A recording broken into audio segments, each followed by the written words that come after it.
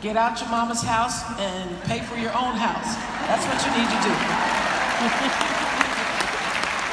That's the priority. Yes, on the hierarchy of needs, shelter, food. Then, the 30s are about experimenting, solidifying the plan. In my 30s, I came to Chicago about the time that I turned 30 years old and started AM Chicago in Chicago. Everybody told me I was gonna fail. Everybody said it was a landmine, but I knew that signs in my life had indicated it was time to leave Baltimore and that I was willing to take the risk on myself. And you know why I'm so rich today? Let me tell you. It's because I took the risk for myself. Everybody said I was going to fail, going to Chicago. I said, I don't believe that, because something inside me feels like it's time to move from Baltimore. I was 29 years old. That feeling inside that says, time to go, time to get out of this, time to move on. And so, the reason I became a wealthy person in America is because I was so underestimated. Nobody believed it could work, including the people I was signing the contract with. Because if they had known we were gonna make this much money, they wouldn't have given me 50%.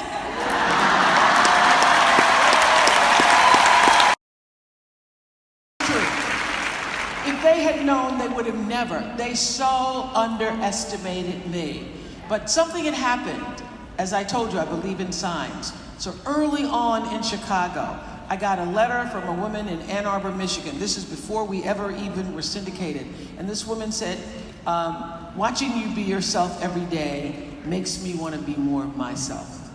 It's really one of the greatest compliments I've ever received. Not I want to be more like you, but watching you makes me want to be more myself. And I thought, whoa, something's happening here. The people are watching this little local show, and they want to be more of themselves. So I believe if somebody in Chicago and somebody in Michigan feels that way, somebody in Oakland and San Francisco can feel the same. So I believe. So after I signed the 50% contract, I said, well, this is pretty good. And by the time that contract was over, I didn't just have 50%, because every time I negotiated, I took a little more, and I took a little more, took a little more. By the time we finished 25 years, I was a 92% stakeholder. So the 40s and 50s were great for me. Anybody in here turning 40? Want to be in the 40s? Fantastic. Around 44, it gets good. Sort of ripen and deepen, and it gets good. And then the 50s, any 50-year-olds in here? Oh yeah, I see it. 50s, Maya said this to me, baby, the 50s are everything you've been meaning to be. 50s are it. That's when I finally lost the disease to please. And now, standing here in the center of 66.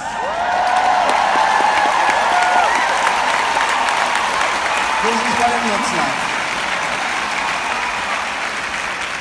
I am filled with contentment and satisfaction and purpose, and I feel actually stronger than ever, because I am well, and it is well with my soul.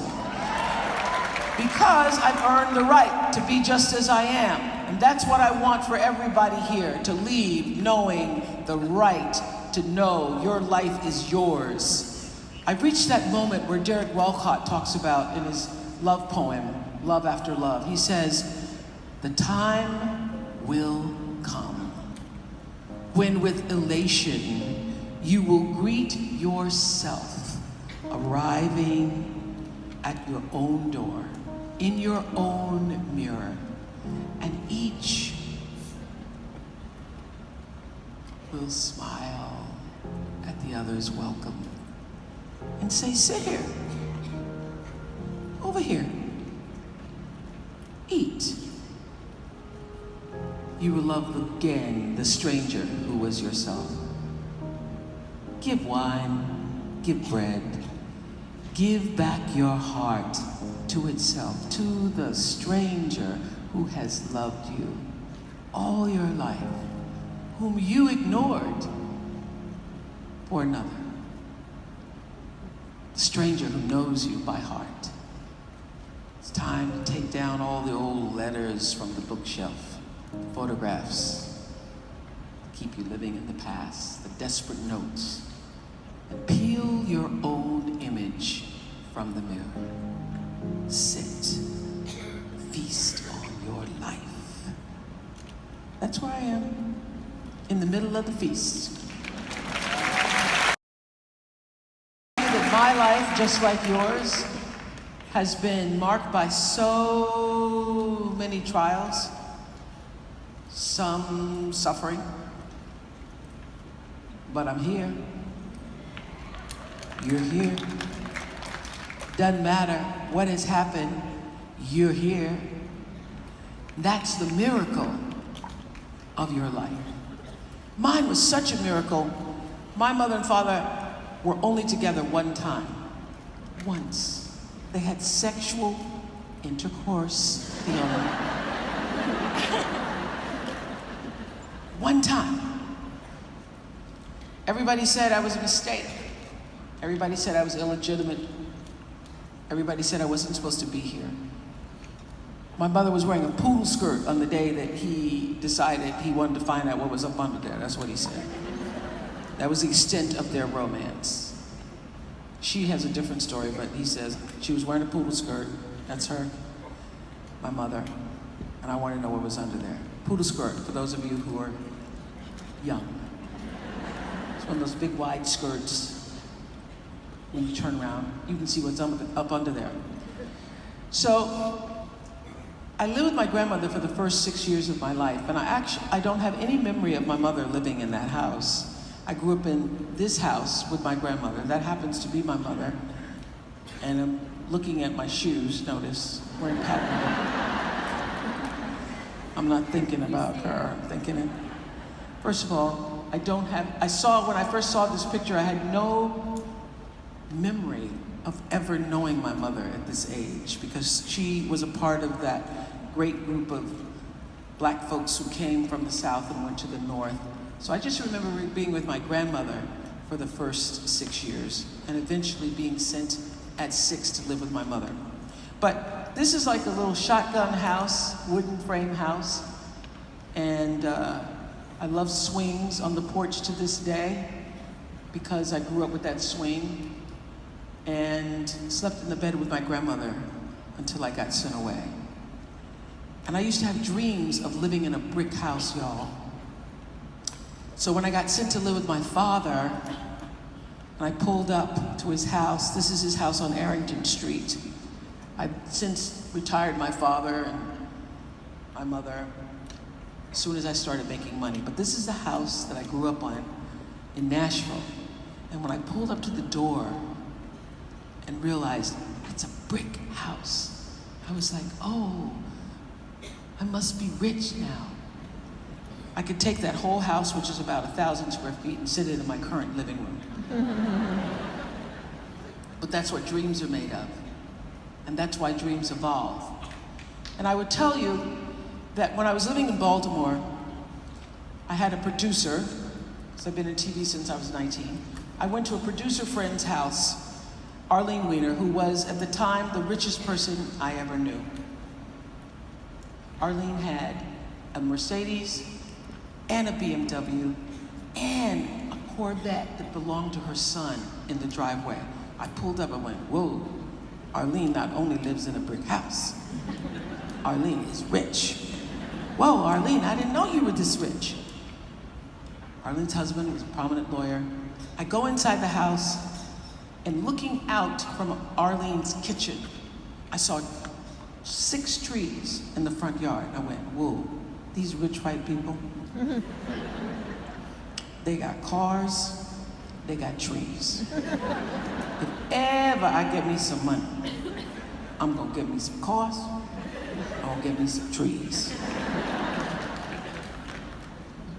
Do you know that I was standing in my kitchen a couple of years ago, and I was looking out the window, in my kitchen window at the sink. That's my kitchen window. And there were the trees. There were the trees. I hadn't thought about those trees. That's what I mean by setting the vision and the intention. I hadn't thought about those trees in years, because this was my 20s when I first went to Arlene Winter's house. I was making tea at the time. I finished brewing the tea and I went outside to the yard, and I had this picture taken of my front yard, y'all. So here's the deal. I had the vision for the 6 trees. The power, the force of life, the divine intelligence, the entities, the forces that we call God by all names in the universe, had a bigger dream. I could dream of 6. The forces of life could dream of 3,671 trees. How do I know? Because I hired a tree counter.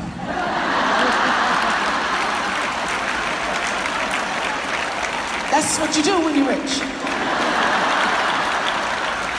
I started out trying to count them myself, and I go, this is ridiculous. Let me Google tree counter. Somebody came and counted my trees. Yes, I have to say that the vision that you hold for yourself, whatever that is, whatever that dream is, my dream was trees. Whatever that dream you have, I promise you, if you surrender the dream to the higher consciousness that is you, that abides in you, that lives above, around, and through you, amazing grace will come to your life. That's my life theme song, Amazing Grace. It's brought me safe thus far, and grace I know is gonna lead me home. So I know, you can't be in this room and over 12 and not have had some struggles. I don't know yours, but I know you've had them. And sometimes what holds us back is holding on to the past. That's why I was so moved by what Kate had to say about forgiveness. I know that forgiveness is giving up the hope that the past could have been any different. It's giving up the hope that it woulda, shoulda, coulda turned out any other way. It did not. And the sooner you can move into accepting wherever you are right now and making the decision and the commitment to move forward, the better off you will be. So for a long time, I held on to this idea of what I wanted my mother to be. Her to be, and I knew this because everybody who's had a complicated relationship with their parent, you can feel it inside yourself. You can feel when things are not right. So when I left my grandmother at 6 years old, I was sent to Milwaukee to live with my mother, whom I really did not know. I did not know. I walked into the house when my mother was a boarder in this woman's house named Ms. Miller. Ms. Miller wasn't white, but she could pass for white, which is worse. So I could feel instantly. So I'd lived with my grandmother her whole life. I'd never known anything about race or racism or colorism or anything. I could feel the instant I walked into Miss Miller's house that she did not like me because of the color of my skin. And even though my mother was a brown-skinned woman, she had given birth to another child who was light-skinned. And I could see Ms. Miller's interaction with that child, and I instantly felt I'm the wrong color. So on the first night that I moved from my grandmother's house, the first time I'd ever been away from home, the first time I ever was developing a relationship with my mother, Mrs. Miller said, that child can't come in this house. And they made me sleep out on the porch. And my mother in that moment did not stand up for me. She didn't say, this is my baby girl. She can come in the room with me. And something inside my 6-year-old self knew in that moment that I was going to have to fend for myself, that it was going to be me and God. Thank God my grandmother had given me Jesus. So, growing up in the church, that first night away from my grandmother, sleeping on the outer porch, not allowed into the house, I comforted myself by talking to God and asking him to send angels to protect me. I was so afraid. And so there began my complicated relationship with my mother. I never felt that she really wanted me. And I realized as she was dying in 2018, the end of 2018, that was the truth. She never really did want me. 2010, I hear from a woman who says that she is my long abandoned sister, that we share the same mother. I'm like, what? She shows up and my mother denies that she ever had this child. But apparently she did have her and had given her up for adoption. And my newfound sister, Patricia, decided to have a DNA test and prove that she was related to us all. My mother, until she was bedridden, had no kindness to offer Patricia, really, because she was upset that she'd come back into her life.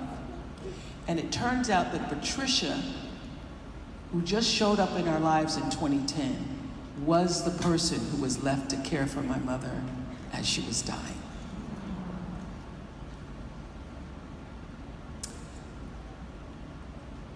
So I get a phone call from Patricia who says, "You better get here quick, because she just hugged me."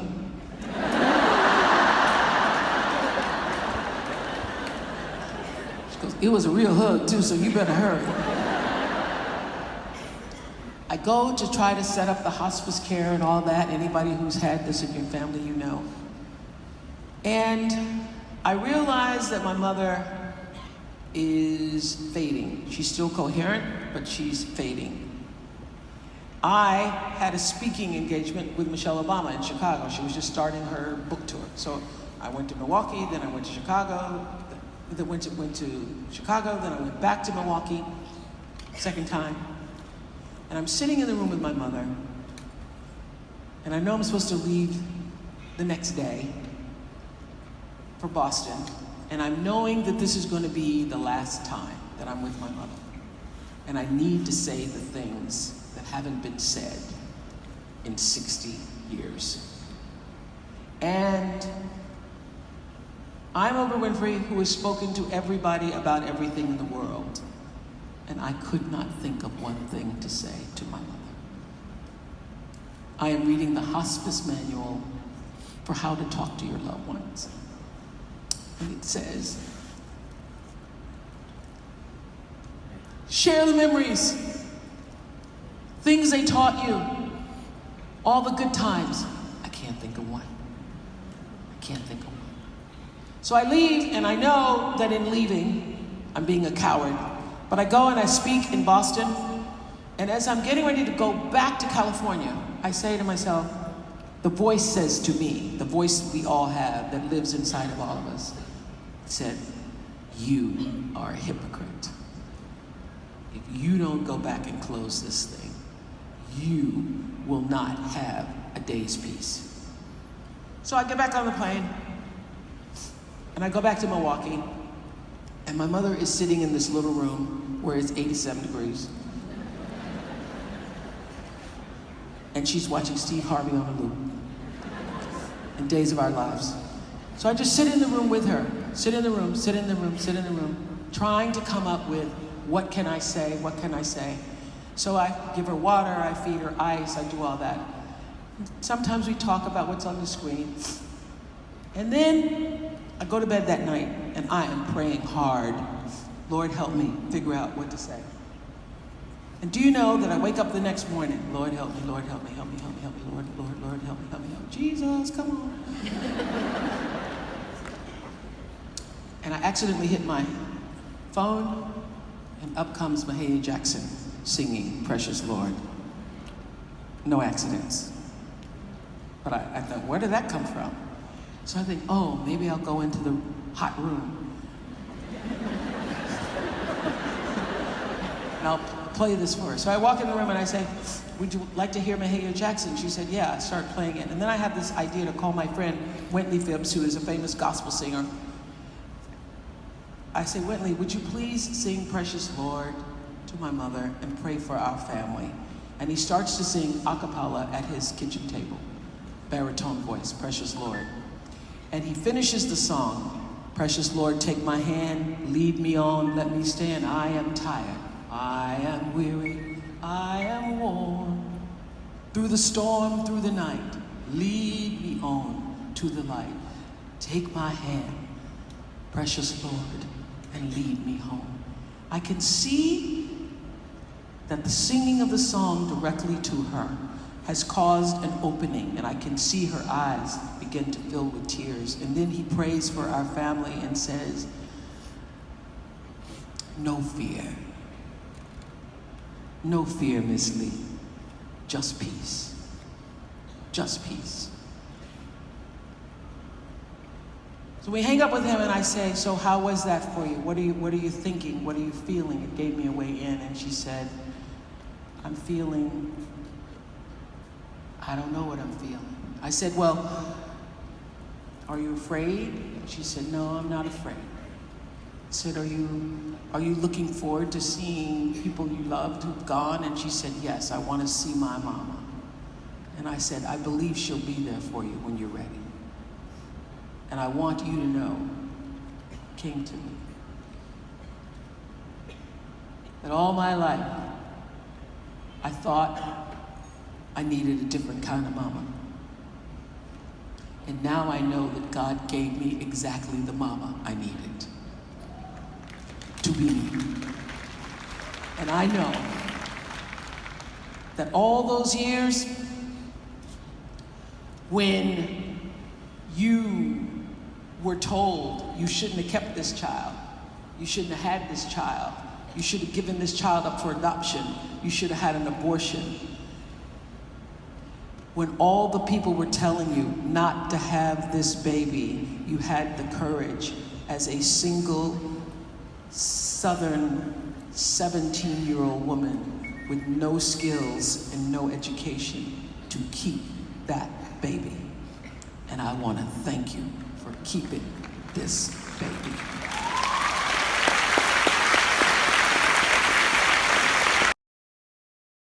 Said, had you been any different, I would have had to be different. So all the things that I felt, the days I thought you were treating me like a bank and you didn't see me for the person that I was, I want to thank you for that.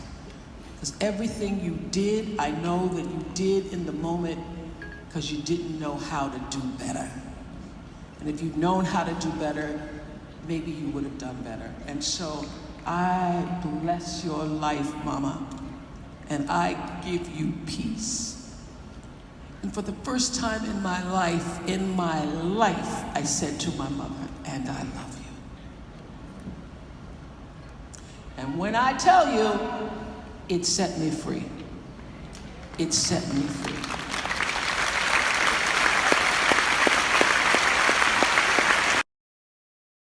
When you leave here today, if there's somebody in your life that you need to get the record straight, you need to release so that you can be liberated into the future that you desire to claim for yourself. Forgiveness is the way. Forgiveness is knowing that it couldn't have been any different. It's never going to be any different. And that the people who raised you did the best they knew how at the time, and even if it wasn't their best, that was all they had. And whatever they had, has made you who you are. It's made you stronger. It's made you stronger. And this is what I know. We all long to be well, to find balance. We all want more. And I'm here to tell you that whatever was happening to you was also happening for you. And nothing that has happened to you has been wasted. Every time somebody let you down, they were not there for you. Every time you felt like you didn't get what you should have. Anytime you felt rejected, you lost control. Every time the doctor said, yes, I'm afraid it is cancer. This is what was happening. You were building strength. And strength, times strength, times strength, times strength, times strength, times strength, times strength equals power. Power.